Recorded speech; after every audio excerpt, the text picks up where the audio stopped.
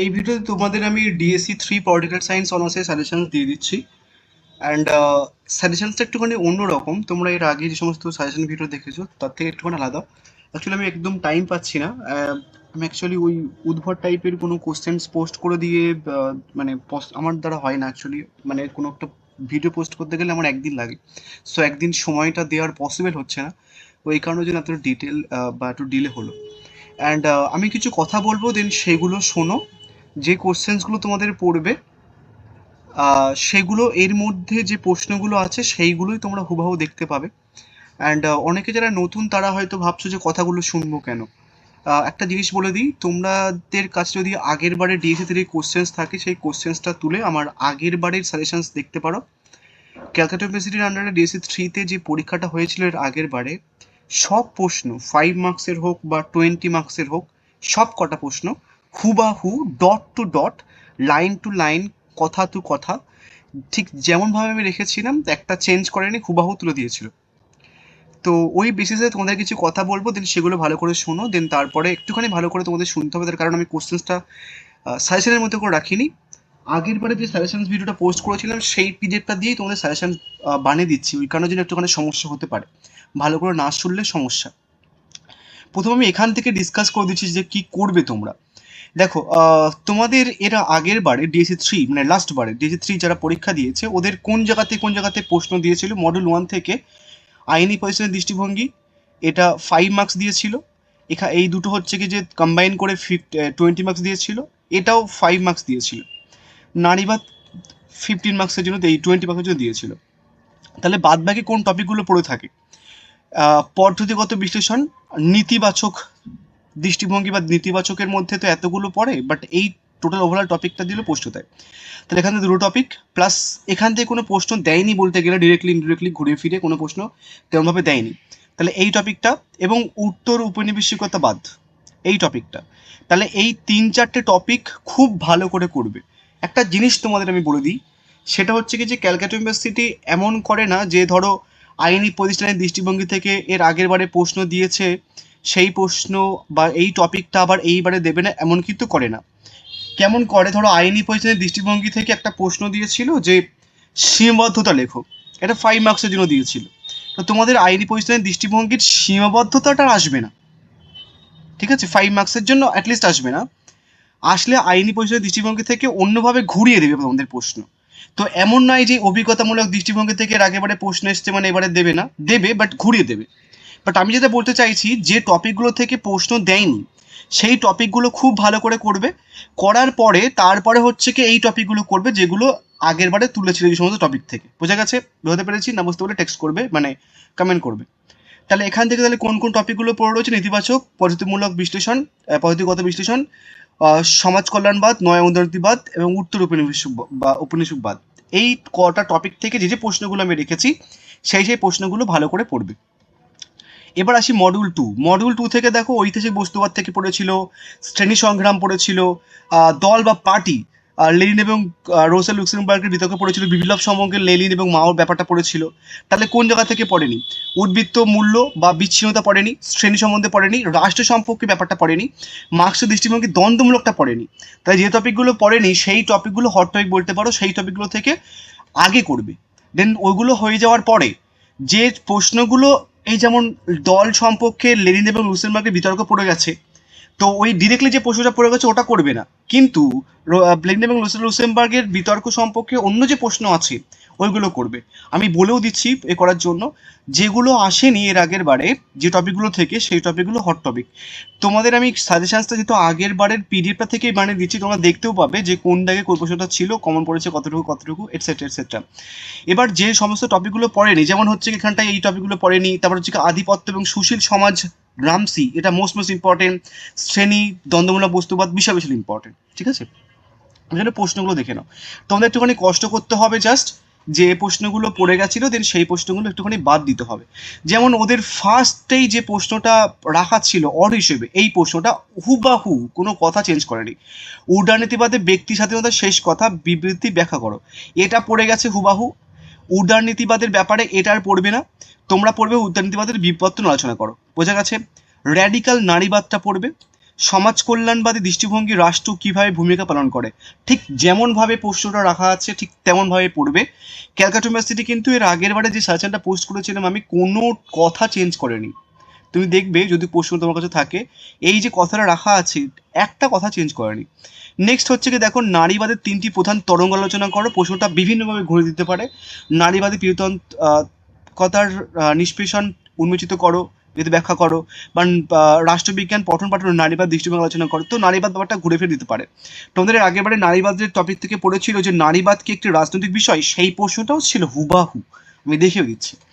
Next হচ্ছে কি পড়লে তারপর এখান থেকে পড়বে রাষ্ট্রবিজ্ঞান পাঠে নয়া উন্নতিবাদী দৃষ্টিভঙ্গি আলোচনা করা। এই নয়া ব্যাপারটা তোমাদের পড়ে না, কিন্তু এটা মোস্ট ইম্পর্টেন্ট টপিক। একটা পোস্ট আমি দিয়েছিলাম এক্সট্রা, এটা তুমি 6 নম্বর রাখতে পারো। গণতান্ত্রিক কেন্দ্রিকতা বা অংশগ্রহণকারী গণতন্ত্র কি, এটা মোস্ট ইম্পর্টেন্ট একটা প্রশ্ন। এবার দেখো এই প্রশ্নটা এর আগেবারে হুবাহু পড়েছিল একটা, মানে আমি তোমাকে বলছি মডেল 1-এর কয়েক দাগের প্রশ্ন। তুমি কি মনে করো নেতিবাচক অভিজ্ঞতামূলক দৃষ্টিভঙ্গি পরস্পর বিরোধী? যেমন ভাবে রাখা আছে এখান থেকে এই অবধি হুবাহু ক্যালকাটা ইউনিভার্সিটি তুলেছে, একদম হুবাহু, চেঞ্জ করেনি কিচ্ছু, এটার পড়বে না, ঠিক আছে। নেক্সট হচ্ছে কি তোমার দেখো নেক্সট প্রশ্ন, আধুনিক রাজনীতি চর্চায় উত্তর উপনিবেশের দৃষ্টিভঙ্গি আলোচনা করো। এটা হুবাহু পড়েছে, এটা আর পড়বে না। এখান থেকে পড়বে কি উত্তর উপনিবেশবাদ ব্যাপারটা থেকে পড়বে কি এই প্রশ্নগুলো পড়বে, মানে উত্তর উপনিবেশবাদের দৃষ্টিভঙ্গিতে পড়ে গেছে, এই প্রশ্নটার হুবাহু পড়বে না। পড়লে উত্তর উপনিবেশবাদ থেকে তোমরা উত্তর উপনিবেশবাদের মূল নির্ধারকগুলি ব্যাখ্যা করো, উত্তর আচরণের মৌলিক বৈশিষ্ট্য আলোচনা করো, এবং নয়া আচরণবাদের উদ্ভবের প্রধান কারণ আলোচনা করো। তো এই প্রশ্নগুলো পড়বে উত্তর উপনিবেশবাদ বা নয়া আচরণবাদ থেকে, বুঝা গেছে। নেক্সট প্রশ্ন হচ্ছে কি দেখো এই প্রশ্নটা এখান থেকে দুটো অর হিসেবে প্রশ্ন রেখেছিলাম, এটা হুবহু পড়ে গেছে। মার্ক্সের বিচ্ছিন্নতার তথ্যটি আলোচনা করো। তাই এটার পড়বে না, যেটা পড়ে গেছে হুবাহু পড়েছিল। পরেরটা পড়বে গণতন্ত্র সম্পর্কে মার্ক্সীয় ধারণাটা ব্যাখ্যা করো, ঠিক আছে। নেক্সট হচ্ছে কি রাষ্ট্রের আপেক্ষিক স্বাধীনতা বলতে কি বোঝো, এটা পড়বে। এটা আর পড়বে না, এটা হুবহু পড়ে গেছে, এটা আর পড়তে হবে না তোমাদের। নেক্সট মার্ক্সীয় দৃষ্টিভঙ্গিতে আপেক্ষিক স্বতন্ত্রের ধারণাটা আলোচনা করো, এটা পড়বে। যেগুলো রেড কালি আছে সেগুলো পড়বে না প্রশ্নের আন্ডারে, সেটা বুঝে দিলাম। কিন্তু রেড কালির পরে যে প্রশ্নটা আছে, ধরো এই প্রশ্নটা রেড কালি করা আছে, এটার পড়তে হবে না, হুবাহু এর একেবারে পড়ে গেছে। পরের যে অর প্রশ্নটা আছে এটা পড়বে, সব ক্ষেত্রেই তাই। এই প্রশ্নটা আর পড়তে হবে না তোমাদেরকে, পরের যে অর প্রশ্ন আছে সেই প্রশ্নগুলো পড়বে, বোঝা গেছে। নেক্সট কিছু এক্সট্রা প্রশ্ন দিয়েছিলাম, গণতন্ত্র সম্পর্কে লেনিনের ধারণা, মার্ক্সবাদের 3টি উৎস, নেতির মানে এই এই যে এক্সট্রা প্রশ্নগুলো আছে না, যদি প্রশ্ন খুব কঠিন হয়, মানে যদি মঙ্গল গ্রহ থেকে প্রশ্ন দেয়, তাহলে এই এক্সট্রা প্রশ্নগুলো কাজে লাগবে। মানে এই এক্সট্রা প্রশ্ন তাও বেশি দিনই 5টা দিয়েছি। যদি প্রশ্ন খুব কঠিন হয়, মানে বিশাল কঠিন হলো, ঠিক আছে, একদম কোথাও কমন পাওয়া যায়নি বা কিছু, তখন এই প্রশ্নগুলো তোমরা দেখতে পাবে প্রশ্নের আন্ডারে, আদারওয়াইজ দেখতে পাবে না, সিম্পল কথা। মডেল এবার এগুলো অ্যাকচুয়ালি 5 মার্কসের জন্য আমি রেখেছিলাম এর আগের বারে, বাট 5 মার্কস হলেও যেমন এই প্রশ্নটা 5 মার্কসের জন্য দিয়েছিল, মার্ক্সের বিচ্ছিন্ন তথ্য আমি তোমাকে বলছি এটা 5 মার্কসের জন্য দিয়েছিল, এটা আবার 15 মার্কসের জন্য দিয়েছে মডেল 1 থেকে কত দাগে। উত্তর উপনিবেশবাদ আমি তোমাকে বলছি, উত্তর উপনিবেশবাদ আবার এটা আবার 15 মার্কসের জন্য দিয়েছিল, মানে এই পরপর দুটো প্রশ্ন আমার 50 মার্কসের জন্য দিয়েছিল। তো আমি যে প্রশ্নগুলো রাখছি সেই প্রশ্নতে ফোকাস করো, 5 মার্কস বা 15 মার্কস ওইভাবে দেখো না, সরি 20 মার্কস ওইভাবে দেখো না। তোমাদের যে প্রশ্নগুলো 5 মার্কসে রাখছে সেই প্রশ্নগুলো আবার 20 মার্কসের জন্য পড়তে পারে। মডেল 1 থেকে প্রথমে যে ইম্পর্টেন্ট প্রশ্ন এর আগেবারেও রেখেছিলাম তোমাদের জন্য রাখছি, সেটা হচ্ছে কি আচরণবাদী তথ্যের সংশোধন প্রসঙ্গে ডেভিড স্টোনের অবস্থান ব্যাখ্যা করো, বা রাষ্ট্রবিজ্ঞান চর্চায় আচরণবাদী দৃষ্টিভঙ্গি ব্যাখ্যা করো, একটা পদ্ধতিগত বিপ্লব গণনা করো। এই যে অরের প্রশ্নটা, এটা কিন্তু তোমাদের একটা যেহেতু লেন্দি প্রশ্ন আসছে, তাই অরের প্রশ্নটা কিন্তু হুবাহু দিতে পারে। রাষ্ট্রবিজ্ঞান আচরণবাদী দৃষ্টিভঙ্গির গুরুত্ব কি, এর সীমাবদ্ধতা লেখো, বা রাষ্ট্রবিজ্ঞান আচরণ দৃষ্টিভঙ্গি ব্যাখ্যা করো, ঘুরিয়ে দিতে পারে। এটা আগে পড়বে প্রশ্ন এখান থেকে।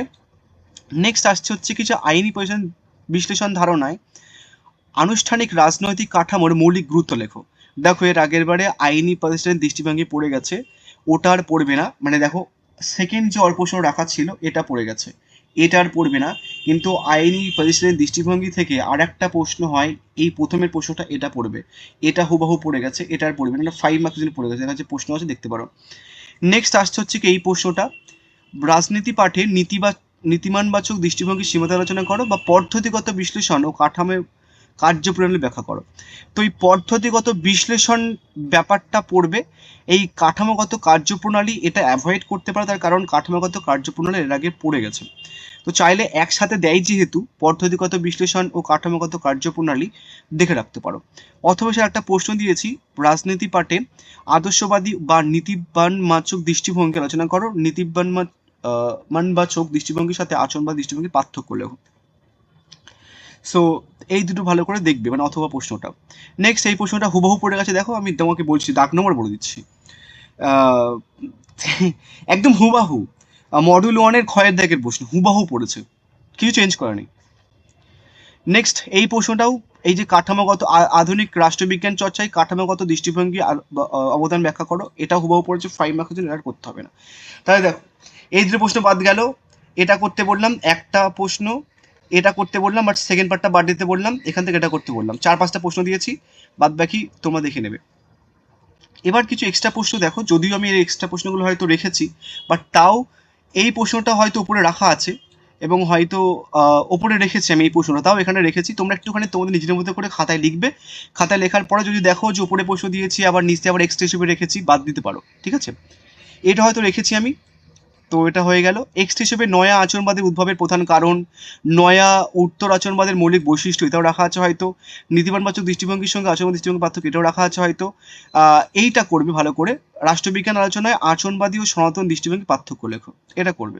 বাদ বাকি হয়তো সব কটা প্রশ্ন উপর রাখা আছে। আমার কাছে যে কটা প্রশ্ন ছিল প্রিভিয়াস ইয়ারের প্রশ্ন থেকে, মানে লাস্ট 2019 থেকে 2024 যতগুলো প্রিভিয়াস ইয়ারের প্রশ্ন ছিল সমস্ত কিছু অ্যাড করে দিয়েছে। এবার দেখার টাইম পাইনি, তো হয়তো তোমাদের জন্য এদিক ওদিক হতে পারে, তোমরা খাতা লিখবে, যদি রিপিটেড হয় তাহলে বাদ দেবে।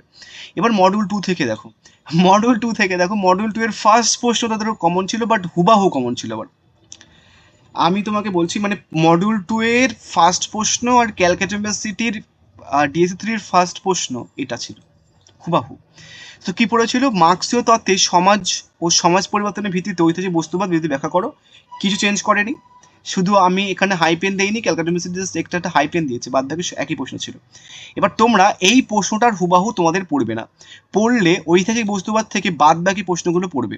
কিভাবে পড়বে, মার্ক্সের অনুসরণে ঐতিহাসিক বস্তুবাদের প্রধান পর্যায় আলোচনা করো, বা ঐতিহাসিক বস্তুবাদের বক্তব্য বিশ্লেষণ করো, ইহার প্রেক্ষিতে ভিত্তি ও পরিশোধের পারস্পরিক ব্যাখ্যা, বা ঐতিহাসিক বস্তুবাদের সংজ্ঞা দাও, ঐতিহাসিক বস্তুবাদের ধারণা আলোচনা করো। তো এই প্রশ্নটা পড়লে ঐতিহাসিক বস্তুবাদ, বাদ বাকি প্রশ্নগুলো পড়বে, এইটার প্রশ্ন হবে না। নেক্সট আসছে হচ্ছে দ্বন্দ্বমূলক, এটা তো মারাত্মক ইম্পর্টেন্ট, কেননা এখান থেকে আগেবারে প্রশ্ন দেয়নি, অল প্রশ্নগুলো দেখে যাবে কিন্তু হুবহু পড়বে। নেক্সট শ্রেণী সংগ্রামতে পড়ে গেছে, তো তাও শ্রেণী সংগ্রাম সাথে একসাথে দিতে পারে, বাদ বাকি অল প্রশ্নগুলো দেখে নেবে, আমি আর বলছি না। এই প্রশ্নটা তোমাদের যেহেতু লেন্দি প্রশ্ন দিচ্ছে, এটা দেখে যেতে পারো, ঠিক আছে, লেন্দি যেহেতু প্রশ্ন দিচ্ছে। নেক্সট এটা আর পড়তে হবে না, হুবাহু দিয়েছে ক্যালকাটা ইউনিভার্সিটি, হুবাহু 5 মার্কসের 1 দাগের প্রশ্ন চেক করে নিতে পারো, হুবাহু দিয়েছে।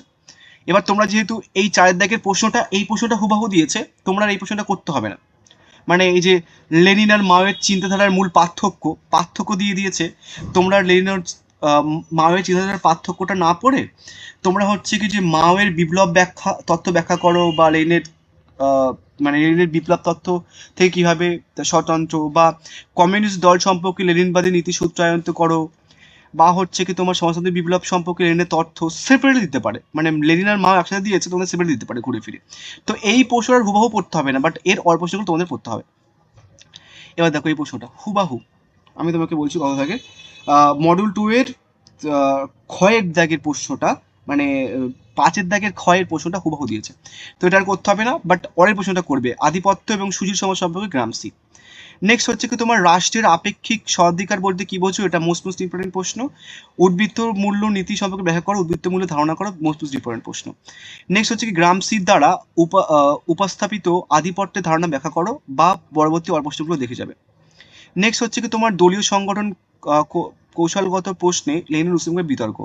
এবার এই দলীয় তোমাদের কতটা ঘুরিয়ে পার্টি দিয়েছে, মানে এই প্রশ্নটা দিয়ে দিয়েছে। তো তোমাদের যদি 5 মার্কসের দেয়, পার্টি সম্বন্ধে আমি তোমাদের বলছি, পার্টি সম্বন্ধে কাইন্ড অফ দিয়েছে হচ্ছে কি তোমাদের কিসে বলছি, পার্টি সম্পর্কে তোমাদের দিয়েছে 20 মার্কসের জন্য। সো তোমাদের হয়তো পার্টিটাকে না দিয়ে, পার্টির একই কথা, মানে পার্টি মানে যা, দল মানে তাই, ঠিক আছে, তো তোমাদের হয়তো পার্টি কথাটা মেনশন করে 20 মার্কসের জন্য প্রশ্নটা দিয়েছে। এবার তোমাদের হয়তো দলীয় সংগঠনের কৌশলগত প্রশ্নে লেনিন রুসেনবার্গের বিতর্কটা 5 মার্কও দিতে পারে, বাট খুব একটা ইম্পর্টেন্ট নয়, চাইলে এই প্রশ্নটা বাদ দিতে পারো, বাট পরের প্রশ্নটা করবে। বিপ্লব একটি হিংসাশাস্ত্রই কাজ, যার দ্বারা একটি শ্রেণী অন্য শ্রেণীকে উৎপাদিত করে মায়ের উক্তির ব্যাখ্যা করো। এটা মোস্ট ইম্পর্টেন্ট প্রশ্ন। তোমরা, আমি তোমাকে বলছি, এর আগের বারে সব কটা প্রশ্ন 5 এবং 20, 10 সব কটা প্রশ্ন ঠিক যেমনভাবে রেখেছিলাম এই পিডিএফ থেকে ঠিক তেমনভাবে পড়েছে। আশা করছি তোমরাও এই পিডিএফ থেকে যেমনভাবে প্রশ্ন রাখা আছে ঠিক তেমনভাবে পড়বে। যে যেখান থেকে পড়েছো না কেন মোটামুটি চেষ্টা করবে এই পিডিএফের যে সমস্ত যেমনভাবে বলছি ঠিক তেমনভাবে একটুখানি করে যাওয়ার। না পড়ে গেলে পোস্ট দেখে যাবে, অ্যাটলিস্ট একটা লাইক করবে তুমি, মানে পরীক্ষা দিয়ে আসার পরে। নেক্সট এই পরীক্ষীকরণটা করবে। এক্সট্রা কিছু প্রশ্ন রেখেছিলাম, দেখো এর আগের বারে 2022 বলে প্রিভিয়াসের প্রশ্ন একটা সেকশন করেছিলাম এবং এই প্রশ্নটা আমি রাখিনি। ক্যালকাটা ইউনিভার্সিটি এই প্রশ্নটা তুলে দিয়েছে আবার। মানে আমি রাখিনি বলতে আমি বলেছিলাম যে 2022-এর প্রশ্নটা ওই প্রশ্ন উপরের প্রশ্নগুলো করা হবে, যার পরে তারা এটা করবে। তো এই 4টে প্রশ্ন একটুখানি বাদ দিয়েছিলাম, যেহেতু 2022-এর প্রশ্ন ছিল। এটা আবার হুবাহু তুলেছে ক্যালকাটা ইউনিভার্সিটি, মানে অদ্ভুত টাইপের একটা প্রশ্ন, তুমি কোথাও খুঁজে পাবে না, বাট রাখা ছিল ক্যালকাটা আমার কাছে। আচ্ছা, মার্ক্সবাদী চিন্তা এটা করবে, এটা করবে, এটা করবে, এটা বাদ দাও, হুবাহু যেহেতু পড়ে গেছে এটা বাদ দাও। তো মোটামুটি ব্যাপারটা গোল মেলে অনেকটা লম্বা হয়ে গেছে। তোমরা কি করবে, খাতা নেবে। খাতা নেওয়ার পরে প্রথমে যে জিনিসপত্রগুলো বলেছি প্রিভিয়াস ইয়ারের প্রশ্ন ডাউনলোড করে রাখবে, করে রেখে তারপর প্রথমে যে কথাগুলো বলেছি দেন সেটা ভালো করে শোনো। দেন তারপরে প্রশ্নগুলো পরপর লেখো। যে প্রশ্নগুলো রিপিটেডলি দিয়েছি আমি সেটা বাদ দাও। মানে ধরো যে একটা এই প্রশ্নটা ধরো আমি ওপরে দিয়েছি, তো এটা আর সেপারেটলি লিখতে হবে না। তারপরে যেমনভাবে বললাম ঠিক তেমনভাবে করবে, দেখবে হয়তো বেশি প্রশ্ন পড়বে না। তোমাদের মডিউল 1-এ 4টে, মডিউল 2-এর হচ্ছে কি 4টে, যেটা 8টা, আর হচ্ছে কি 5 মার্কসের 5টা দেয়, 8 5 13টার মতো প্রশ্ন দেয়। তো তুমি গোনো, যেমনভাবে বলে তেমনভাবে লিখে হয়তো 15টা থেকে হয়তো 20টার মধ্যে প্রশ্ন হবে, 20টার প্রশ্ন 20টা করে যাবে, হুবাহু কমন পাবে, এর বাইরে কোনো প্রশ্ন পড়বে না। আমি চেষ্টা করবো ডিএসসি 4টা একটুখানি ভালো করে পোস্ট করতে। ডিএসসি 4-এরও এর আগের বারে কেমন পড়েছিল ঠিকঠাক, এরকমভাবে পোস্ট করবো না, যেহেতু টাইম পাচ্ছেন এরকম পোস্ট করে দিলাম। So sorry and thank you.